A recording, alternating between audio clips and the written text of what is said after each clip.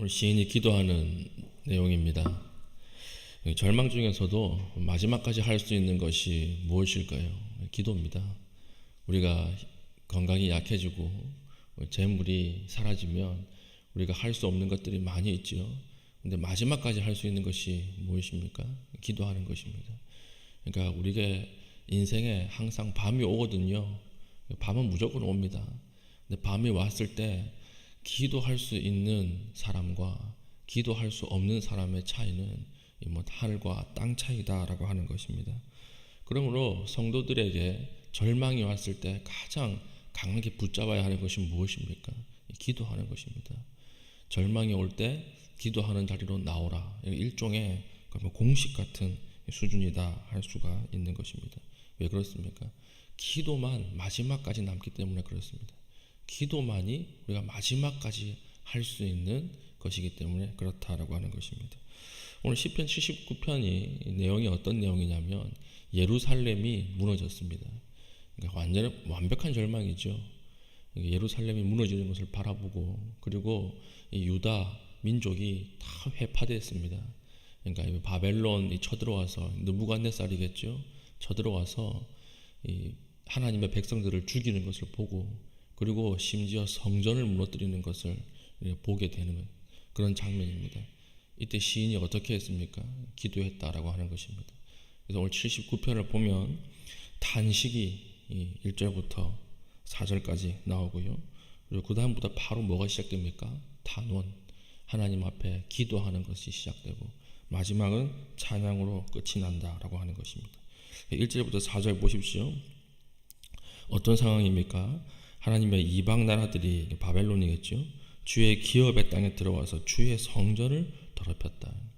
그것도 모자라서 예루살렘이 돌 무더기가 되게 하였나이다. 그러니까 완전히 회파되었다라고 하는 것입니다. 예루살렘 성이 완전히 무너졌습니다. 2절 주의 종들이 시체를 공중에 새에게 밥으로 그러니까 시체가 너무 많아가지고 이걸 처리할 수가 없어서 또는 처리해 줄 사람도 다 죽어버려서 이 시체가 새의 밥이 되었다. 이런 상황이 되었다고 하는 것이고 3절 그들의 피를 예루살렘 사방에 물같이 흘렸으나 얼마나 대대적인 학살이 있었는지 시인이 표현하고 있는 것이죠. 하나님의 성전에 엄청난 학살이 있어서 강수처럼 피가 흘렀습니다. 이렇게 이야기를 하는 것이고 4절 우리는 우리 이웃에게 비방거리가 되며 뭐라고 했을까요? 이웃 국가들이 에휴 여호와라고 하는 신을 믿는다는데 저게 무슨 우주를 통치하는 신이냐, 자기 나라 사람도 못 지키는 신이 무슨 신이냐, 지방신 정도도 안 된다 이렇게 조롱을 하는 것입니다. 이게 괴로운 거예요. 그러니까 완벽한 절망 가운데 들어갔다라고 하는 것입니다. 근데 이때도 시인이 어떻게 하죠? 하나님 앞에 탄원하고 탄식하는 모습이 있다라고 하는 것입니다. 시인은 오늘 우리가 왜 망했는지 분명하게 알았습니다. 8절 왜 망했습니까? 우리 조상들의 죄악을 기억하지 마시고 우리 조상들이 죄 때문에 무너졌다라고 하는 것을 알고 있었던 거예요.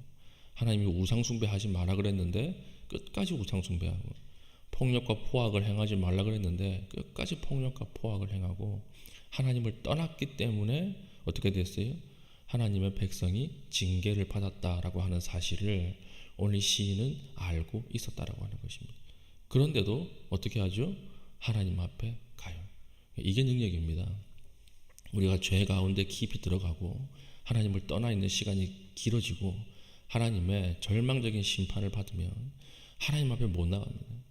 근데 오늘 이 시인의 우리가 배울 점은 무엇입니까? 그래도 하나님 앞에 나간다라고 하는 것입니다. 이게 바로 아들의 능력이에요. 이게 아들의 힘입니다. 왜 나갈 수 있는 것이지요? 우리 아들이기 때문에 그렇습니다. 우리 오늘 기도하다가 여러분 댁에 들어가시다가 길바닥에 5만 원짜리가 떨어져 있으면 죽겠어요? 안 죽겠어요? 죽겠죠? 5만 원짜리가 구겨져 있습니다. 죽겠어요? 안 죽겠어요? 죽겠죠? 5만 원짜리가 물에 빠져 있습니다. 죽겠어요? 안 죽겠어요? 당연히 죽겠죠. 왜 그렇습니까? 5만 원의 가치라고 하는 것은 구겨졌거나 젖었거나 불에 탔거나 그 상관없이 똑같은 5만 원의 가치이기 때문에 그렇습니다. 우리와 하나님과 우리와 아들과의 관계가 그렇습니다. 우리와 하나님과의 관계가 5만 원과 똑같다는 거예요. 아들이기 때문에 조금 구겨졌어도 아들이에요. 아들이기 때문에 조금 실패했어도 아들이에요. 좀 온전하지 못해도 하나님 아들입니다. 그렇게 봐주시는 거예요. 이걸 믿고 하나님 앞에 나가는 것이 중요하다라고 하는 것입니다. 그러니까 9절 보면 좀 뻔뻔해요. 이렇게 죄 때문에 무너졌습니다 얘기를 하면서 뭐라고 이야기합니까? 세 가지 동사로 이야기하죠. 첫 번째 동사가 무엇입니까? 우리 구원의 하나님이여 주의 이름의 영광스러운 행사를 위하여 우리를 도우시며 도와주세요. 이렇게 얘기하는 거예요. 죄 때문에 하나님 앞에 완전히 망했는데 다시 하나님 앞에 나아가서 도와주세요. 이렇게 이야기를 하고, 주의 이름을 증거하기 위하여 우리를 건지시며 건져주세요. 빠뜨린 사람에게 가서 건져주세요. 이렇게 이야기를 하는 것입니다. 그리고 우리 죄를 사하소서, 용서해 주십시오. 어떻게 보면 참 뻔뻔한 기도가 아닐 수가 없는데 이게 대단한 기도예요. 이게 왜 그렇습니까? 내가 아들입니다. 하나님과의 관계가 깊은 사람이 아니면 절대 할 수 없는 기도이기 때문에 그렇습니다. 우리도 넘어져도 상해도 실패해도 하나님 앞에 이런 아들됨으로 나아가야 한다라고 하는 것입니다. 보통 신앙의 성숙 단계를 이렇게 목회를 하다가 보면 거의 3단계로 이렇게 나아가는 것 같습니다.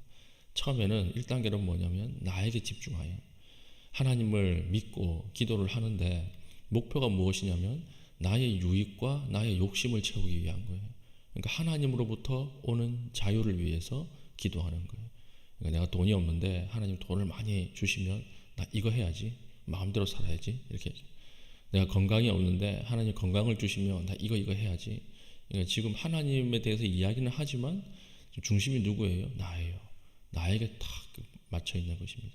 그래서 돈 없는 사람이 돈이 생기면 더 갑질하죠. 왜 그러냐면 1단계에서 못 벗어나서 그렇습니다. 나 중심이기 때문에 그렇습니다. 여기서 하나님 이거 아니기 때문에 어려움을 주시죠. 한번 팍 꼬꾸라뜨리시죠. 그러면 이제 누가 보이냐면 주변 사람들이 보여요. 신앙의 중심이 나에서 주변 사람들로 옮겨갑니다. 뭐냐면 저 사람 때문에 망했다는 거예요. 아니면 저 사람으로부터 자유하기를 원합니다. 다른 사람의 시선으로부터 자유하기를 원합니다. 다른 사람, 너, 유로 우리의 신앙의 중심이 옮겨가는 것입니다. 다른 사람으로부터 자유.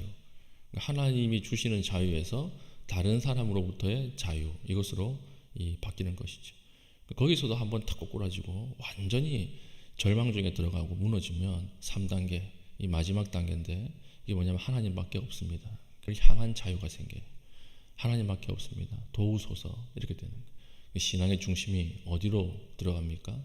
하나님으로 깊이 옮겨지게 되는 것인데 그때 필요한 것이 무엇입니까? 아들됨의 믿음이에요. 제가 이렇게 살았는데도 하나님 용서해 주십니까? 용서해 주십니다. 하나님 도우소서, 하나님 건지소서, 이 기도를 들어주신다라고 하는 것입니다. 이걸 사춘기가 온 우리 자녀를 보면 많이 느껴요. 분명히 이게 뭐라고 하거든요. 혼났어요. 그리고 뭐 실컷 요거도 먹고 방에 들어갑니다. 방에 들어가서 1시간 뒤에 나와가지고 밥 달라 그러는 거예요. 뭘 잘했다고 밥 달라 그래요. 이것을 가만히 보면 이것은 자기가 무엇이기 때문에 나와서 밥 달라고 담대하게 이야기하는 것입니까? 아들이기 때문에 그래요. 자녀이기 때문에 그렇습니다. 이게 자녀됨의 힘이다라고 하는 것이죠. 오늘 시편 79편을 통해서 우리가 배울 수 있는 것이 무엇입니까? 아들됨의 힘으로 기도하라는 거죠. 우리의 기도는 하나님 앞에 온전히 상납되고 하나님께서 우리의 기도를 듣고 계십니다. 우리가 잘못을 했기 때문에, 의를 행했기 때문에 하나님 들으시는 것이 아니라 아들이기 때문에 듣는다는 거예요. 자녀이기 때문에 듣는다라고 하는 것입니다. 이것을 붙잡고 하나님 앞에 깊은 기도의 자리로 나아갈 수 있는 믿음의 신실한 주의 백성 되기를 축복합니다. 아멘. 이 시간 기도하겠습니다. 하나님, 오늘 기도할 때 하나님 우리가 확신을 가지고 기도할 수 있게 하여 주시고 무너져 있는 부분들이 회복되는 은혜를 허락하여 주시옵소서. 기도하시고요. 특별히 어저께 기도했는데 우리 이정태 집사님 아들 이관규 형제입니다. 17세예요. 캐나다에서 공부하고 있는데 기흉으로 이게 바람이 새는 곳 수술을 한다고 합니다. 그러니까 아마 어저께 밤에 했던지 아니면 오늘 아침에 하든지 그렇게 한다고 해요. 그러니까 기흉이라고 하는 이 수술이 그렇게 큰 수술은 아니지만 외국에서 이 수술을 받는다라고 하는 것은 굉장히 공포스러운 일입니다. 우리가 함께 기도해 주길 바라고, 이관규 형제입니다. 오늘 이름을 불러가면서 우리 의료진들을 위해서 또 회복을 위해서 기도해 주시기를 바랍니다. 우리가 기도하신 이후에 개인적인 기도 제목을 가지고 기도하시고 자유롭게 돌아가시겠습니다.